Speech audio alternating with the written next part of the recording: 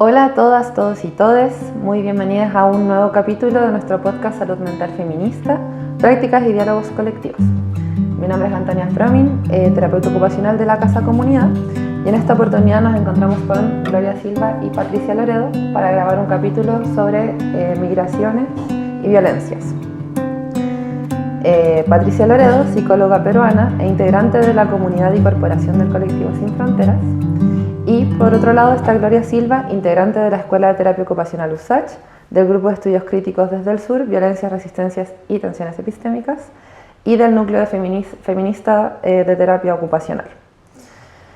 Entonces, primero agradecerles, por la disponibilidad a encontrarnos a dialogar.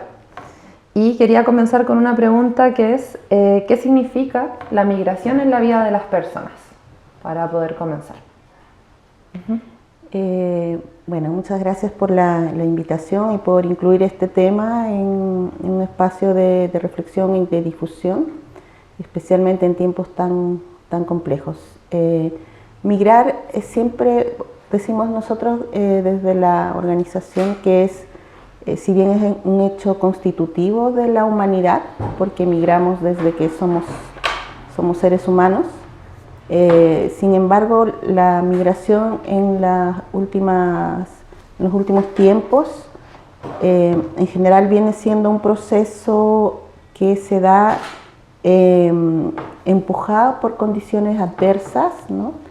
Y cada vez mucho más asociada a las profundas desigualdades que tenemos a nivel global, ¿no? Entonces, se migran desde poblaciones, países del sur del mundo, en general buscando mejores condiciones de vida, ¿no? De subsistencia, de sobrevivencia, de protección a la vida, a la seguridad. Y eso en el contexto actual, especialmente donde a nivel global estamos viviendo un retroceso especialmente en materia de derechos humanos, y donde el tema de la migración y las personas que migran están siendo objeto de campañas de odio. Este contexto agudiza, ¿no?, todos los quiebres que viven las personas que salen de sus países forzados por condiciones en general adversas. Por lo tanto, significan quiebres de por sí en situaciones forzadas de distinto tipo, tanto por situaciones económicas, políticas, y para el caso que nos toca tal vez hoy de manera particular, también especialmente para las mujeres, es una situación que le permite también en algunos casos buscar alternativas. Se ve a la migración como una alternativa para salir de trayectorias de violencia, ¿no? A las comunidades también de la diversidad sexual también, ¿no? A la vez que es una búsqueda de condiciones mejores de vida. Esas condiciones mejores de vida incluyen también, para el caso de las mujeres, la salida de situaciones complejas que no pueden resolver en sus países de origen, como temas de amenaza o dificultad para romper ciclos de violencia, ¿no? Entonces ahí hay un conjunto de situaciones que las personas deben resolver. Muchas veces los adultos también resuelven situaciones de viaje y de migración de niños y niñas que tienen a su cargo. No siempre los niños y niñas son consultados, pero en general, especialmente las migraciones masivas que estamos viviendo en América Latina, que están proveniendo de realidades muy adversas que implican exponerse a un proceso de migración con un conjunto de riesgos, ¿no? En el traslado, especialmente riesgos a la vida, a la seguridad, a la integridad. Y aquí justamente las mujeres son las que están mucho más expuestas, ¿no?, a un conjunto de violencias que se dan también en el trayecto y al llegar a los países de destino. Y hay esas violencias que se entramarían, ¿no? Como en este caso con el género, con la situación de movilidad.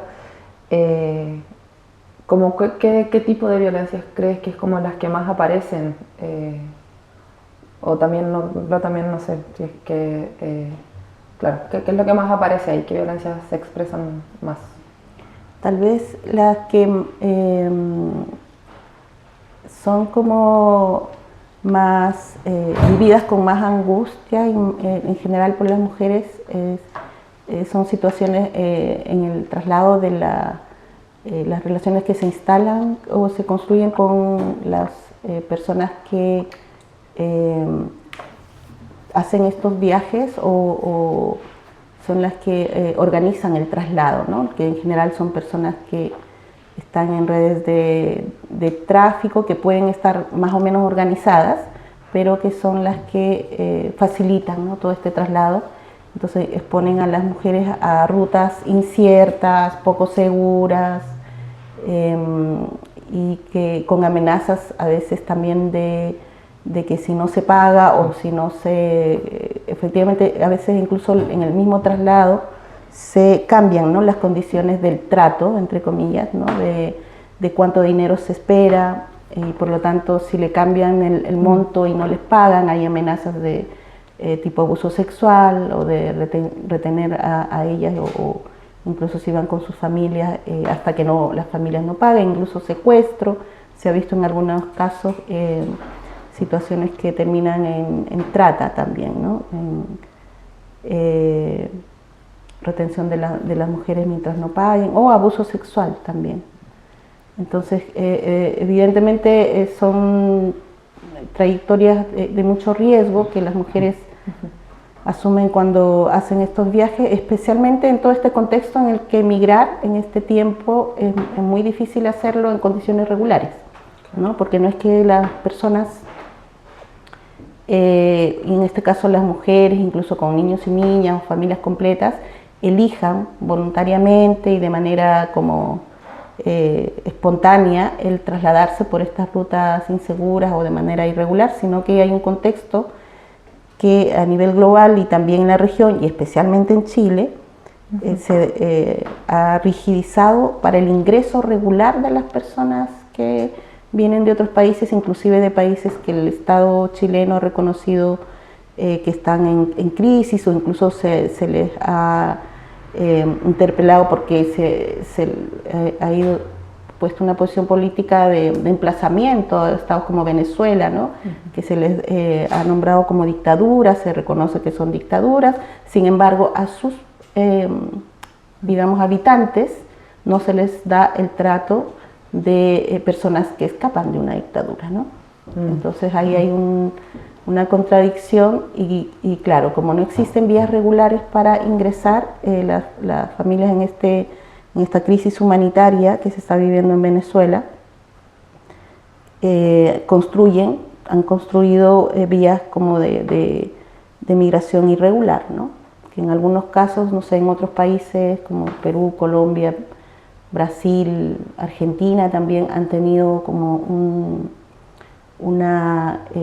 se han podido regularizar, especialmente que es uno de los temas más importantes para las personas que migran y sus condiciones de inserción, cosa que no ha pasado en Chile, por ejemplo, ¿no? Entonces ahí hay unas situaciones que exponen también al llegar a condiciones mucho más adversas que incrementan los riesgos para no solo precarización laboral, sino para todo tipo de violencia en el país de llegada, ¿no?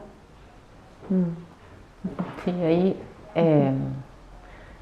escuchando de Patti, claro, viene quizás esta idea de que una de las como bases o por qué está tan anclada la violencia que atraviesa todo el proceso de movilidad, tiene que ver con que, claro, como desde las miradas, incluso de las leyes, las miradas más habituales que uno encuentra, es que migrar no es un derecho. Como no está instalado que es un derecho, por lo tanto, entonces tienen que o aparecen todos estos mecanismos de distinto tipo, más formales o menos formales, o más legales o menos legales, que vienen como también a legitimar también la idea de que emigrar no es un derecho, por ejemplo, o hacer estos desplazamientos. Y también pensaba, entonces como que creo que ahí hay una cuestión de violencia muy enraizada, como fenómeno, como un mecanismo. Y que es lo que muchas veces se habla de violencia estructural, como pensando también en estos mecanismos que a veces, o sea, que son invisibles. Ahora, bueno, yo escucho a la Pati y uno puede decir, no, no es tan invisible, pero en lo común, en el cotidiano, no está completamente visible. Y otra idea que pensaba respecto a esto, al proceso de migrar, como decías tú, no es que alguien diga, oye, me voy a vivir a otro país como una elección, o sea, poder decir, oye, vivo acá o vivo allá, ¿sí? Como que fuera una simple elección, sino que tiene que ver con las condiciones, ¿sí? Entonces, y ahí está la desigualdad, ya lo decía la Pati también. Entonces, la desigualdad también es otro de los fenómenos que fundamentan este arraigo de la violencia estructural y de sus expresiones desde las más evidentes a las menos evidentes.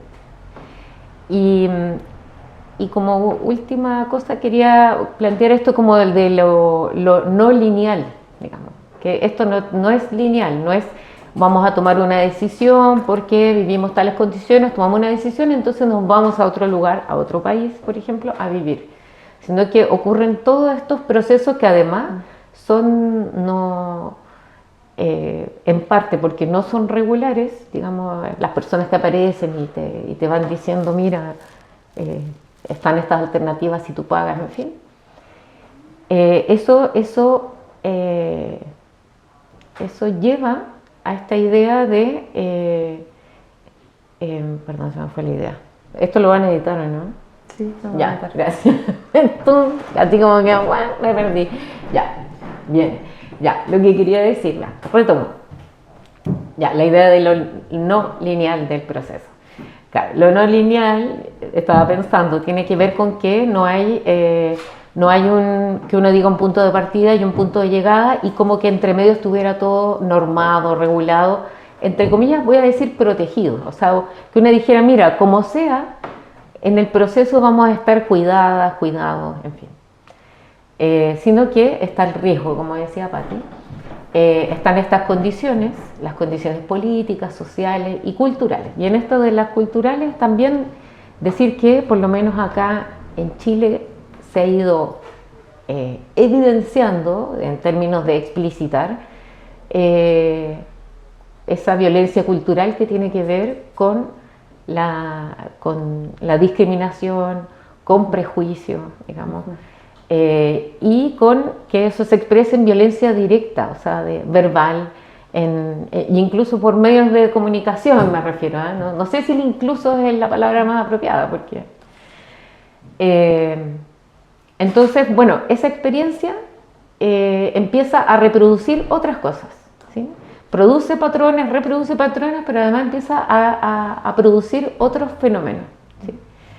Que también, insisto, se van expresando de manera violenta, discriminatoria en concreto.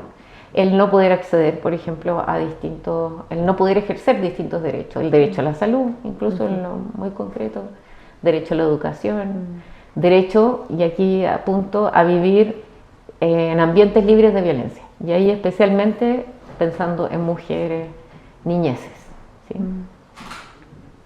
Sí. Sí, me parece que son nombradas varias violencias, violencia directa, violencia estructural, violencias cotidianas, de distintas violencias y en distintos momentos. Y a propósito de nombrar cosas, igual habremos nombrado migración, movilidad, entonces tal vez como detenernos un poco ahí en la posición o como qué queremos decir a la hora de nombrar de manera diferente, por ejemplo, persona migrante, persona en situación de migración o persona en situación de movilidad humana. Claro, en general hay propuesta que está más cercana a una perspectiva de derechos humanos, que nombra a las personas que inician como todo este proyectos migratorios como personas en situación de movilidad humana, ¿no? Porque es una situación que atraviesa la vida de las personas, de gran parte de nosotros y nosotras, que muchas veces son situaciones que transitan de alguna forma en la vida de las personas, ¿no? Y especialmente la forma de nombrar a las personas como personas migrantes, o en el caso de los niños y niñas como niños y niñas migrantes, implica de alguna forma restringir un poco la condición humana, ¿no? Entonces es como limitar todas las múltiples, no solo identidades, sino las múltiples sentidos, propósitos que puede tener una persona que está en una situación de movilidad, pero que es mucho más que eso, ¿no? Por lo tanto, el término como persona en situación de movilidad humana es mucho más amplio, también porque incluye no solo a las personas, a los distintos tipos de motivos por los cuales las personas deciden salir de su país de origen, ¿no? Estamos pensando, por ejemplo, las personas que son refugiadas o salen de sus países por motivos más de asilo, refugio, no solo tal vez por situaciones económicas o de crisis políticas de sus países, ¿no? Entonces, el hablar de personas en situación de movilidad humana es como reconocer que la dignidad de las personas es como mucho más amplia, y que es importante como no perder de vista que somos seres humanos, ¿no? Que tenemos muchas otras como sentidos y propósitos en la vida, que solo el hecho de trasladarnos de un país a otro, que ya es bastante, pero que eso no lo es todo, ¿no? Claro. Ahí, claro, ahí en términos de, o sea, hablar esto de cuando se habla de migrantes, también a veces categorizar de esa manera, hay dos asuntos como que quería plantear. Por un lado, es claro, ponerlo como fijar la categoría.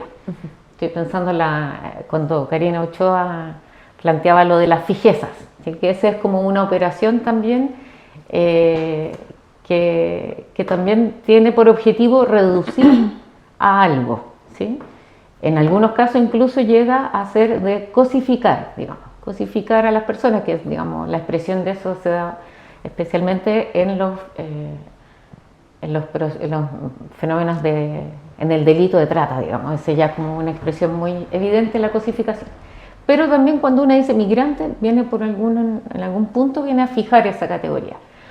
Y como otro asunto es que, y lo decías tú, Pati, no sé si lo voy a decir bien, pero también de alguna manera reduce o resta de la complejidad que tiene las situaciones de las personas, ¿sí? Entonces, como pensando en la idea de interseccionalidad, que a veces hay quienes dicen, interseccionalidad son como muchas capas de identidades y más bien de opresión.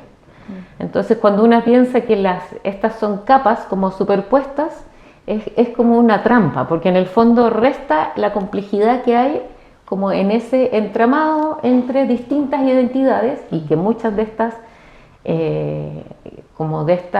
identidades tienen un componente también de sufrimiento o de discriminación, como una operación sobre las personas. Entonces, claro, porque si uno dijera, es una capa es la situación de discapacidad, por ejemplo. Ser una persona con discapacidad. Entonces alguien podría decir, sí, comillas, inyectamos recursos, que es una palabra, digamos, muy típica de las políticas públicas. Entonces se le inyecta recursos, entonces se ofrece ayudas técnicas, servicios de apoyo, entonces sacamos una capa de opresión. Entonces, en teoría, si fuera una capa, claro, uno podría decir, hay una opresión menos, pero no es así. Es en ese entramado donde se produce esa complejidad. O sea, no basta con poner recursos para servicios de apoyo a propósito de una dificultad, por ejemplo, en el campo de la salud mental, ¿ya? Sino que debiera contemplar esos distintos como asuntos identitarios, avenidas identitarias u opresiones también derechamente. Claro, como la trayectoria de vida, como la trayectoria de vida se va constituyendo por estas distintas como hilos que se van enrollando. Sí, y ahí pensaba también como todo esto, ¿no?, que ustedes narran de estos los procesos, las violencias, cómo interpela a la salud mental o también en los buenos vivires toda esta trayectoria, ¿no?, muchas veces entramado por todo lo que hemos nombrado: violencia estructural, directa, intergeneracional, a propósito de fijezas, en fin. ¿Cómo se interpela la salud mental, entendiéndola desde una propuesta no más bien biomédica, sino como un componente que nos permitiría un buen vivir en común? Entonces, ¿cómo ven ustedes esa relación? Bueno, hay un conjunto de cambios, ¿no?, que se dan y rupturas que se dan con el proceso de movilidad humana, y por lo tanto estos quiebres que se producen van a generar un impacto, ¿no?, importante en la salud mental de las personas que migran, de también sus comunidades, ¿no?, incluso antes de emprender el viaje, ¿no? Hablamos de que estos procesos migratorios en general se preparan, se construyen en los países de origen como proyectos, ¿no?, donde las personas empiezan a articular, bueno, y a generar las condiciones para el viaje, los movimientos en los países de origen. En el caso de las mujeres, por ejemplo, que tienen hijos, empiezan a evaluar y resolver cómo van a construir ese proyecto migratorio, si con los hijos, o van a dejar a los hijos hasta que puedan reunificarlos.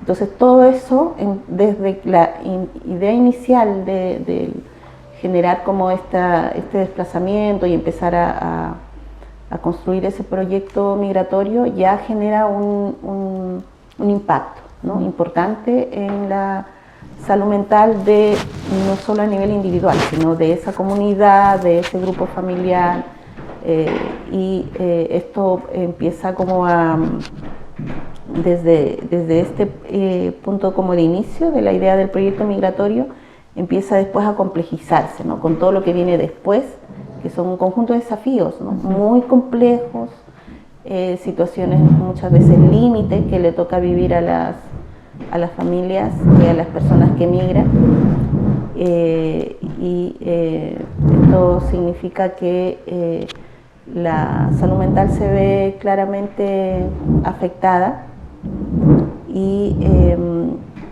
depende mucho de, bueno, las condiciones en las que se da la salida, en las que se da el viaje, las condiciones a las que se llega, el cómo se va a elaborar, ¿no?, estos duelos migratorios, por ejemplo, que se habla también de un conjunto de quiebres que viven las familias y las personas migrantes, que impactan en su salud mental, y que no siempre van a tener las condiciones para elaborarse, ¿no? Entonces, cada etapa, como desde antes de salir, el viaje, la llegada, tiene desafíos distintos que impactan de manera importante en la salud mental, y dependiendo de las redes de apoyo, de las condiciones, ¿no?, que se encuentre esa persona en cada una de estas etapas, si hay protección, si hay seguridad, o si hay más bien amenaza, si hay riesgo, si hay violencia, si hay o no, en el caso del país de llegada, políticas de acogida, o si la xenofobia es o no un tema importante, que va a tener cursos distintos, ¿no? Sí, ahí. Ya, no, perdón, es que es la... Sí. Mira, sobre salud mental hay una persona que se llama Esther Kusto, que hace una definición de salud mental, y esto hace 17 años. Lo digo así porque a veces cuando uno lo plantea hay gente que dice, uy, qué interesante, y uno dice, sí, igual no es nuevo, digamos. Lamentablemente todavía falta bastante, o sea, hay mucha declaración que la salud mental es prioritaria, etcétera, etcétera, pero muchas veces la salud mental, lamentablemente, se asocia desde una visión muy medicalizada y psicopatologizada del malestar a tener atención psiquiátrica, por ejemplo. Entonces, no, sí, hay más psiquiatras, entonces por lo tanto con eso se pretende mejorar la salud mental, cuando en este caso tiene que ver con una cuestión mucho más amplia. Entonces, esta persona plantea la noción de salud mental primero como un proceso. Entonces, no es como ceñirse a esta idea de un estado de salud mental en un momento definido y que ahí se queda o que se resuelve con ciertas medidas muy puntuales. Siento que es como un proceso. Y lo relaciona, acá lo tengo frente a mí, con la idea de vida familiar, vida comunitaria, con trabajo, con poder, en el fondo, poder acceder y ejercer derechos. ¿Sí? Y también lo habla como hace alusión a las condiciones de vida de distinto tipo, que desde algunas perspectivas que están incorporadas dentro de algunas políticas públicas en salud mental, no sé cuánto se expresan en lo concreto, pero están los determinantes sociales. Entonces, determinantes sociales de la salud, si la persona tiene acceso a agua, luz, en fin. Pero no está dado tampoco, aunque parezca dado, no está dado. Y también Esther Kusto plantea que también tiene relación a su historia y sus proyectos, ¿ya? Y no solo en que pueda llegar a formular proyectos de vida, sino que también poder tomar decisiones para esos proyectos de vida o a propósito de lo que pretende lograr, ¿sí? Y tomar decisiones implica tomar decisiones desde las más cotidianas, muy concretas, poder tomar decisiones respecto a cómo alimentarse, cómo vivir la sexualidad, por ejemplo, hasta decisiones, por ejemplo, de en qué lugar vivir, ¿sí? Bueno, entonces está esta participación real como el derecho a la autonomía, como un derecho a tomar decisiones, y no solo como una capacidad, que ese también es otro elemento. Y hay otro elemento que plantea Esther Kusto, que se refiere a las posibilidades de pertenencia, de pertenecer. Y eso yo creo que ahí también hay brecha, digamos. O sea, si pensamos en términos, y no solo a propósito de haber nacido en un lugar distinto a donde vives, sino que por una serie de intersecciones más, que era lo que hablábamos hace un rato atrás. Entonces, y también como otro elemento que quería plantear es que Esther Kusto habla de la construcción de vínculos sanos, creativos y solidarios, y de satisfacción material, pero también satisfacción simbólica, ¿ya? Respecto al poder ser parte de un lugar, a poder tener un proyecto de vida, que ese proyecto de vida también contemple distintas opciones, ¿sí? Y en esto quería vincular a que, por ejemplo, parte de las brechas que hay en torno a salud mental, procesos migratorios, pero también en el plano de personas sobrevivientes a la trata, está la idea que no siempre se consideran las trayectorias subjetivas, no se considera necesariamente trauma, ¿sí?, sufrimiento psíquico, malestar o estigma en el proceso de migrar. Entonces, como no se considera eso, la respuesta institucional tampoco apunta a detectarlo, ¿sí? Entonces es como, bueno, usted viene de viene de una trayectoria o de un trayecto donde ha sufrido abuso, maltrato. Lo principal es, entonces hay una definición desde un otro de qué es lo principal, qué es lo que principalmente hay que abordar. Entonces ahí yo diría que eso es también, es violento tener que pensar que uno tiene que optar entre un lugar donde vivir o estar bien o poder tener acceso a un acompañamiento para poder, por ejemplo, sanar o reparar procesos que han sido abusivos o violentos. Claro. Sí, como que las decisiones ocurren en un contexto violento, ¿no? Donde en realidad no hay mucha posibilidad de elección a propósito, o sea, claro, no puede elegir, pero pienso en no tanta posibilidad de elegir cuando en realidad las condiciones de un lado son malas y del otro más bien son inciertas, y también a veces en lo incierto se dan estos paréntesis, ¿no? Que dan como un espacio a vulneraciones, a la trata, al abuso sexual, en esa duda, en eso poco claro o en ese cambio que opera desde un poder. Y ahí preguntarles en relación ahora bien como a la prevención de la violencia y como los cuidados, ¿qué respuestas ustedes ven que ocurren para como venir a hacer frente a todo este escenario de múltiples violencias, ¿no? Que hemos conversado, de cuidados pudiesen ser más bien individuales, colectivos, en fin, ¿cómo ven ustedes la unión con los cuidados? Bueno, el tema de los cuidados, especialmente si pensamos en mujeres que han vivido o están viviendo situaciones de migración y que vienen con niños y niñas, con hijos, hijas, tiene una tal vez de las complejidades más relevantes, ¿no? Porque estamos hablando de que la crianza, ¿no? en medio de un contexto como migratorio donde no existen redes de apoyo, que es como importante subrayar eso cuando las familias y las mujeres migran con sus hijos, hijas, van a un lugar donde van a criar prácticamente solas, ¿no? Que es un poco porque perdieron las redes familiares, especialmente cuando se viene de sociedades que son un poco más colectivistas, donde estas tareas de crianza se comparten en la familia extensa, son prácticas como más tradicionales también del mundo andino, de países de nuestra región. Todo eso se pierde y se viene a desarrollar no solo las tareas de crianza, sino también las tareas como de subsistencia y por lo tanto esto se ve como muy complejo para los adultos responsables, principalmente las mujeres, y para los propios niños y niñas también, ¿no? Entonces, si bien podemos como poner como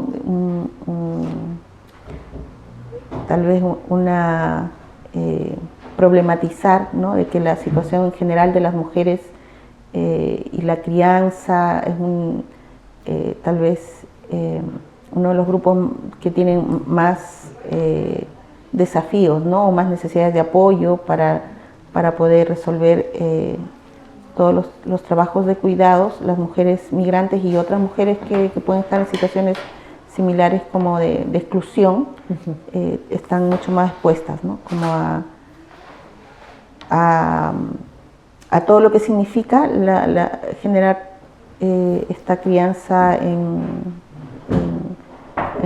condiciones como muy adversas, ¿no? Y como muy también solas.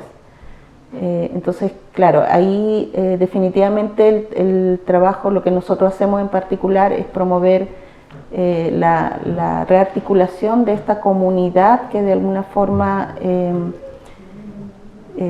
tiene, ¿no? Entre sus particularidades o su tejido interno, este rol de soporte a los distintos desafíos que implica el cuidado tanto de las mujeres como de los propios niños y niñas, ¿no? Entonces, si bien es un tema complejo, porque las familias migrantes llegan a barrios donde no conocen a nadie, pero articular estos espacios comunitarios es como uno de los desafíos más importantes que consideramos nosotros, incluso mucho más que que puede ser un apoyo mucho más efectivo que las propias redes de salud mental, por ejemplo, ¿no? Especialmente en lo que significa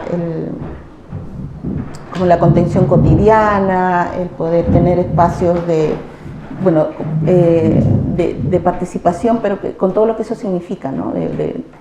De acompañamiento, de sentirse acompañado por otras, y de romper el aislamiento, ¿no?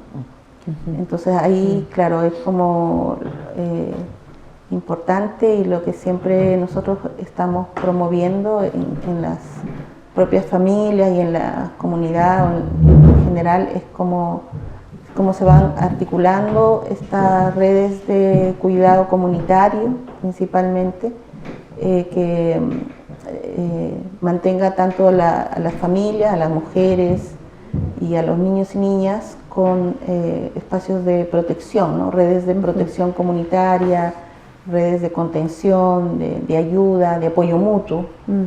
Y esto es como una de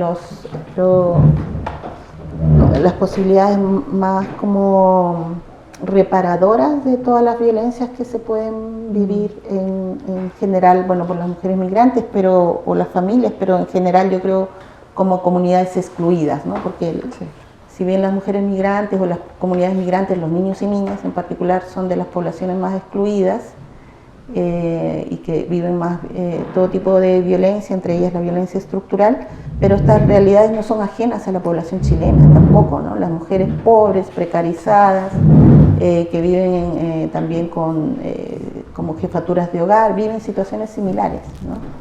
Y claro, el tejido social como comunitario es una de las fuentes de mayor soporte y contención, ¿no? que consideramos nosotros importante para visibilizar y promover.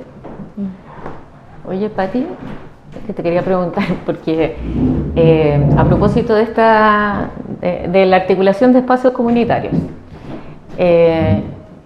¿qué lugar ocupa ahí como la confianza, voy a decirlo así, como o las relaciones de confianza, pensando que no todas, pero muchas quizás de las personas que han llegado a vivir a Chile, en el camino se encontraron con muchas situaciones abusivas? Entonces, ¿cómo es que han podido como colectivo o en distintos espacios hacer esa articulación de espacios comunitarios? Porque en el fondo creo que ahí hay que trabajar la confianza, y yo diría que eso es difícil, entonces podría ser un muy buen aprendizaje para todos. Sí, o sea, de todas maneras, nosotros, bueno, cuando empezamos también el trabajo hace más de 2 décadas, fue uno de los temas que más dialogamos, ¿no? De cómo construir estos vínculos de confianza, porque nos encontrábamos con familias que vivían inseguras, con niños que estaban dentro de sus espacios como de vivienda, que no era fácil que acudieran a una invitación que se les hacía para participar en espacios. Entonces, lo que en general creo que fue más, y es, ¿no? Como valioso, es tener equipos mixtos o comunidades mixtas, ¿no? Donde haya personas con las que se puedan identificar en su condición de migrante, y que eso ya permite como de alguna forma pasar esta primera barrera de desconfianza de todo lo que significa una persona nacional, o podría significar, y una persona que les puede ser como digamos un recordatorio de toda su experiencia tal vez adversa, ¿no? En el país de llegada. Entonces, el tener personas migrantes en estos espacios comunitarios es muy importante. Por eso también los mediadores en todo lo que es la política pública es una necesidad indispensable, no solo mediadores lingüísticos, ¿no? Sino mediadores culturales. Y también el reconocimiento, ¿no? De distintas prácticas, bueno, de una perspectiva también como de acogida, pero que sea como basado como en principios básicos de humanidad y de derechos humanos, ¿no? Como no juzgar a las personas por cosas que uno no entiende, ¿no? Que a veces nos pasa como que hay prácticas que son distintas, ¿no? Pero eso distinto no es malo, ¿no? Entonces ahí yo creo que hay un ejercicio que tal vez es un desafío para Chile en particular, porque tal vez otros países como Perú, Bolivia, estamos mucho más familiarizados con el reconocimiento público y explícito de la diversidad, ¿no? Cosa que en Chile no es así, porque Chile se ha construido con digamos, con hitos fundantes de asumirse como un país homogéneo, más como con identidades que se piensan como ajenas incluso a lo que es Latinoamérica. Entonces eso ha hecho que las personas vean la diversidad como algo, bueno, que se lee como una amenaza, se juzga, ¿no? Se disciplina, o se intenta disciplinar, entre comillas, se intenta educar a la mamita migrante con criterios que son bastante coloniales o eurocentrados, ¿no? Incluso negando la propia cultura o las propias raíces chilenas, ¿no? Entonces creo que esa es como tal vez un marco importante, el reconocer que la diversidad es eso, es diversidad, ¿no? No es una diferencia que debe ser disciplinada, negada, educada, sino que hay que acercarse para conocer, ¿no? Preguntar, profundizar un poco en qué es aquello que estoy viendo, que es algo distinto a cómo yo crío, a la comida que le doy a mis hijos a los 6 meses, o a quienes van a recoger a los niños al jardín, cuando son prácticas distintas, ¿no? De crianza, de vida finalmente, pero que el ser diversas no quiere decir que sean malas, ¿no? Sí, yo por eso también, o sea, aparte, agradezco mucho tu respuesta, porque el asunto como de la interpelación a la crianza, cuando recién habías empezado a comentar antes de la articulación de los espacios comunitarios, de poder compartir, yo creo que me ha pasado en la atención primaria, en salud, por ejemplo, el tema, por eso cuando dijiste, vamos a educar a las mamitas, cómo alimentar a los niños, niñas, y ese es un ejemplo más. Entonces, como a propósito también de esto vamos a recibir a las personas migrantes para que se adapten, ¿okay? Que ahí, versus el poder decir, son formas distintas, así como dentro del país, voy a decir, y quienes nacimos acá, también tenemos formas distintas. O sea, también eso, tratar de homogenizar como, comillas, el chileno es no sé qué, o la mujer chilena es de cierto tipo, también eso es bien, digamos, curioso, por decirlo menos. Y respecto a esto de la articulación de espacios comunitarios y de las confianzas y de la experiencia que hay como colectivo, también está esta experiencia que yo no quiero contarla porque yo no sé quién debe contarla, pero este taller que también generaron desde el colectivo, que era de prevención de la violencia. O sea, que me parece que sí puedes contarle un poquito, porque es una práctica muy concreta que me parece que... Claro, nosotros generamos una experiencia de trabajo en prevención de la violencia de género en particular con niñeces, adolescencias y mujeres, ¿no? A propósito del apoyo de un fondo que quisimos construir una experiencia basada también en los propios saberes y en las propias realidades de las niñeces y las mujeres, y levantamos un poco las principales riesgos, amenazas o realidades que viven las mujeres, y en base a ello construimos una cartilla, ¿no? Y bueno, este taller lo que hace es mapear un poco cuáles son estas violencias que viven, ¿no? que son más significativas para, por ejemplo, las mujeres, y entre las violencias que más se nombran está la violencia en los contextos laborales, por ejemplo, ¿no? Ya. No es como la realidad probablemente de otras mujeres que viven en Chile, pero en esta mapeo justamente se nombra el abuso que viven de sus empleadores, las violencias que son mucho más cotidianas que todas las otras violencias que se viven, ¿no? Y tiene que ver con el lugar que se ocupa en un país donde, siendo trabajador migrante o trabajadora migrante, efectivamente tienes mucho menos posibilidades de ser reconocido como sujeto de derechos también laborales, ¿no? Y claro, ahí también identificábamos cuáles son las redes de apoyo que pueden existir y cómo en este caso, como desarrollamos estos espacios con mujeres de nuestra comunidad, el valor que ellas dan en general a los espacios que tienen en esta como comunidad que hemos tejido, es tiene un peso como muy significativo, ¿no? En la vida de ellas. O sea, el reconstruir esta comunidad que ellas perdieron es como uno de los soportes más valiosos que tienen para su vida cotidiana, ¿no? Entonces, obviamente se abrieron temas muy complejos de violencias de género también que vivieron en los países de origen, que tal vez no habían dialogado las mujeres con nadie. Por ejemplo, nos contaban situaciones como muy dramáticas de violencia de género extrema que vivieron y que nunca lo habían hablado con nadie, ¿no?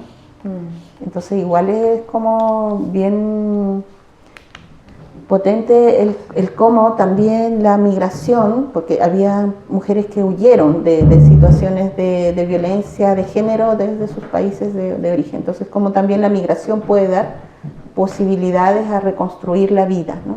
En el país de destino, a pesar de las adversidades. También como dialogamos sobre estos temas y claro, terminamos un poco conociendo las redes de apoyo que existen, pero fundamentalmente lo que más se valoró de esta experiencia como de estos talleres fue el valor del cuidado comunitario, ¿no? Eso, o sea, más que conocer el teléfono de a dónde denuncio o qué hago, es cómo también se puede compartir las experiencias y cómo se puede también fortalecer a mujeres recién llegadas, por ejemplo, al grupo, en el conocimiento de sus derechos laborales o en el conocimiento de cómo ellas construyeron un proceso de autonomía económica, por ejemplo, frente a sus parejas, o cómo se separaron después de muchos años de violencia, luego de haber construido, claro, una vida de autonomía económica. Y este intercambio, ¿no? Que es como súper como potente, es de verdad el espacio que permite a las mujeres ir elaborando nuevas posibilidades de construir su vida.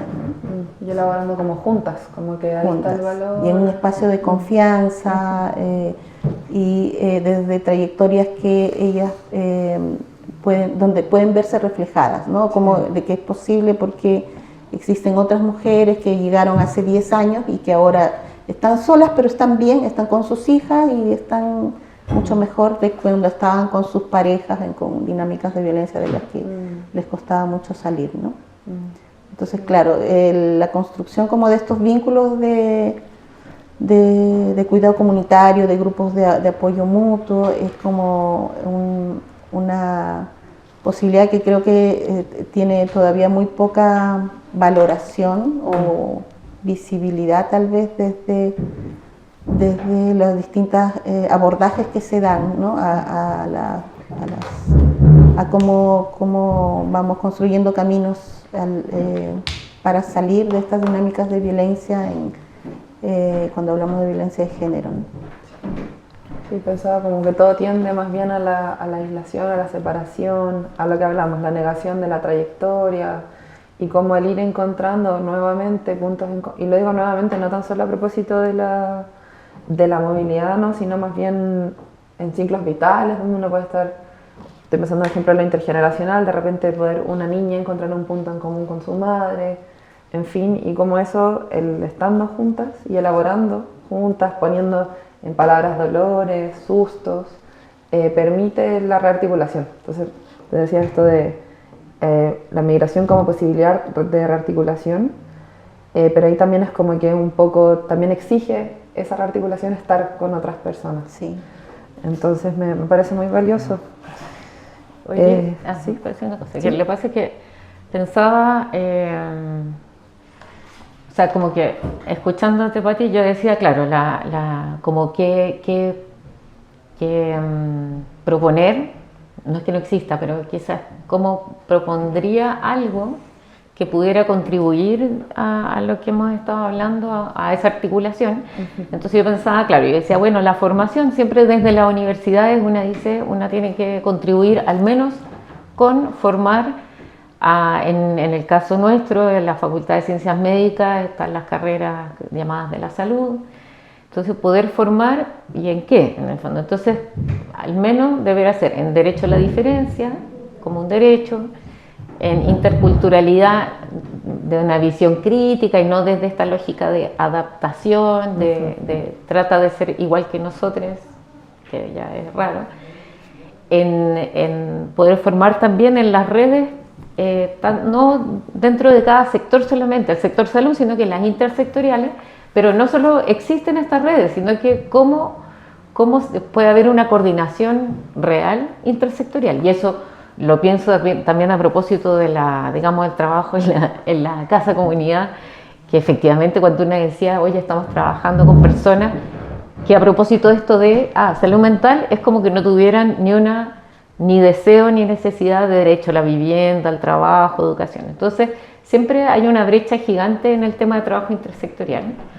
También formación en las ideas de violencia, como para entender que la violencia tiene distintas dimensiones, en fin.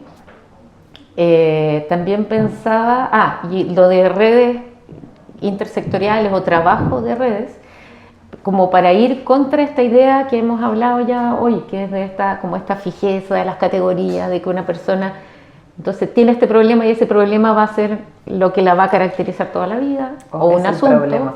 Claro, o que es un problema, o la fragmentación también, que como dos operaciones muy, muy clásicas y que son, yo diría, también muy características de los procesos formativos, no solo en salud, en otros ámbitos también.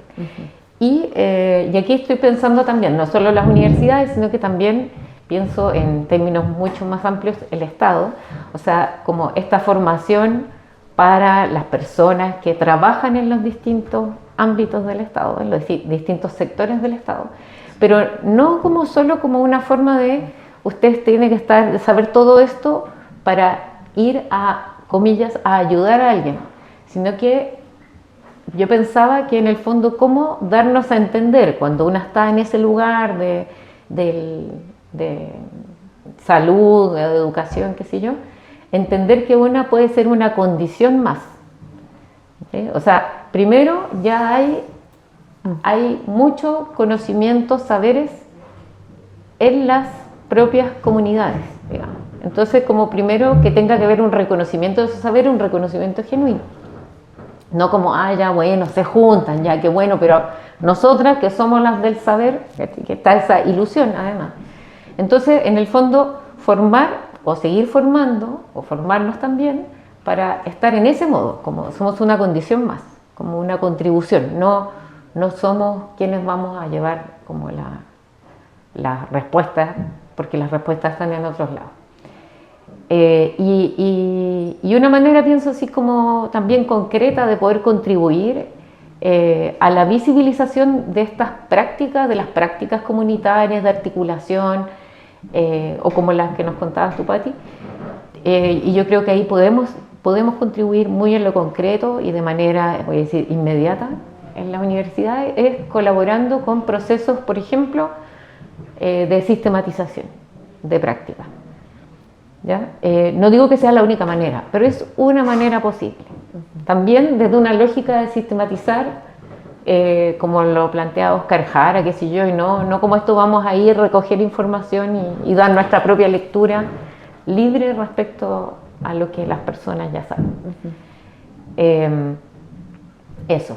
Y lo otro, también hay una cuestión que es bien básica, pero yo diría que la veo poco expresada, que es respecto, porque a veces se habla de las personas migrantes o las personas en situación de movilidad.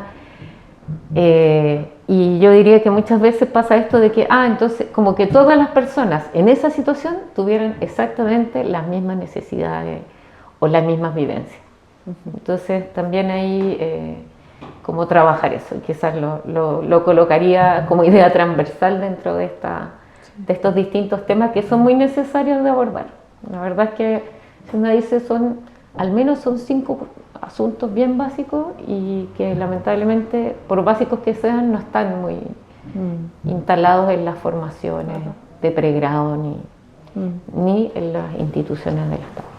Sí, como las intersecciones y trayectorias subjetivas toman un lugar muy concreto y no tan solo teórico también del hacer. Bueno, ya para ir cerrando, más bien como preguntarle si alguna quedase como con algunas breves palabras, así como para que no queden en la cuerpa y las puedan decir. Yo solo tal vez recalcar que dentro de la experiencia que tenemos de haber acompañado distintos grupos de funcionarios públicos y otros grupos humanos que han tenido interés como en ver cómo abordar o reflexionar sobre el tema de la migración, una de las experiencias que consideramos ha sido más valiosa es cómo problematizamos en conjunto las desigualdades y las jerarquías, ¿no? Porque, y eso tal vez no a propósito de la mirada, la perspectiva intercultural, decolonial crítica, ha sido uno de los aportes que más valoramos porque nos ha permitido el que las personas también se piensen dentro de esta matriz de desigualdades y de jerarquización y que por lo tanto puedan también humanizarse, no solo como parte de esta escala de desigualdades, y humanizar también entonces a las demás personas, ¿no? Porque a veces el tema de las N capacitaciones que tienen los funcionarios públicos de verdad no permiten, cuando se hacen como desde los modelos como más tal vez tradicionales, no permiten hacer una reflexión sobre qué está en el fondo, ¿no? de esta xenofobia, de esta exclusión en derechos. En el fondo está la validación de una matriz de desigualdad. O sea, mientras hayan seres humanos a quienes ponerlo en las últimas escalafones de esta desigualdad, vamos a reproducir, ¿no? Esta dinámica donde la mayoría de nosotros somos parte de los sectores excluidos, ¿no? Entonces, humanizar de alguna forma, ver con una perspectiva de derechos humanos para nosotros significa problematizar, o es un aporte importante, ¿no? Problematizar estas desigualdades, estas jerarquías, y darnos cuenta que al final, si es que no hacemos pequeños o grandes cambios en esto, todos perdemos, ¿no? Sí, súper. Muchas gracias, Pati. ¿Algo para cerrar? Claro, yo creo que un asunto, un ejercicio así como que yo creo que hace bien, y no solo una vez en la vida, sino que cada cierto rato, es como poder reconocer cuál es como mi lugar en distintos espacios, en distintas circunstancias. Yo creo que es algo que comúnmente no se hace. Estaba pensando a propósito de esto en esta matriz de desigualdad. Yo creo que hay muchas personas que es como, no, a los migrantes, no sé qué, que no, etcétera, etcétera. Hay una serie de cosas que se dicen. Y de repente yo digo, es bueno que uno mire en qué punto de esa matriz está también. porque si no es como que fuera como que la matriz de desigualdad está allá, yo estoy fuera de la matriz de desigualdad. Y eso entonces es tan ilusorio, pero igual genera esa aversión, como odio también muchas veces, miedo, no sé. Entonces yo creo que quizás si hiciéramos, como que uno dijera, oye, tengamos esa práctica, no sé, una vez al año yo ya estaría conforme. Hagamos ese ejercicio, ¿quién soy yo en este espacio? En relación, porque siempre una está en relación a las circunstancias, a las personas, en fin. Y lo otro, puede que me arrepienta de esto, no lo sé, pero yo pensaba a propósito de la confianza, que yo de verdad creo que es como parte de la experiencia, por ejemplo, de este colectivo, de lo que yo conozco, y de otros espacios también colectivos y comunitarios. Yo creo que la confianza de verdad que es tan central. Porque, entonces ahí yo pienso, ¿por qué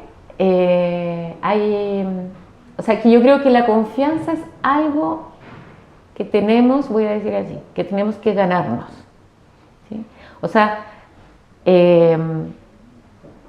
a veces en la universidad, ampliamente hablando, se cree que como que tú vas a un lugar y te tienen que abrir la puerta porque tú eres la universidad.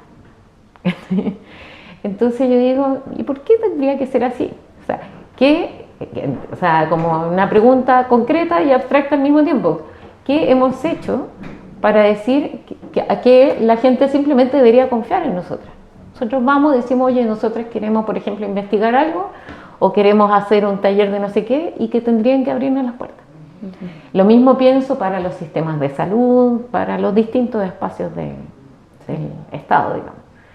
O sea, ¿por qué está esa idea como que tuvieran que confiar simplemente en alguien que no conocen, que además que ven que a veces no respetan mis formas distintas de hacer las cosas, vulneran mis derechos? Entonces yo creo que ahí también hay una práctica que puede estar asociado a esto, de hacer este ejercicio de revisar ese lugar nuestro en la sociedad, como decir, ¿qué hemos hecho para pensar que pueden confiar en nosotras y qué podemos hacer para también generar confianza? Y eso tiene que ser hechos reales. Sí, pensaba ahí como en esto en generar confianza y también, bueno, no lo digo yo, lo dice, no sé, Freire y probablemente muchas otras personas más, de no como generar acciones para ir cambiando esto de los escalones, ¿no? Donde uno está en la posición, sino cambiar el modo de estructura. Entonces, y ahí poniendo tal vez la confianza al centro y otro tema, o sea, y temas más humanos por lo demás, como menos técnicos tal vez, como poner lo humano en el centro de esta estructura pudiese tal vez permitir un modo de relación distinto. Bueno, quería agradecerles por esta hermosa conversación, a todos quienes nos escuchan. Agradecerles también que nos hayan puesto en sintonía y dejarles invitados a nuestro próximo capítulo. Muchas gracias. Muchas gracias por la invitación, gracias a la Pati. Gracias. Sí.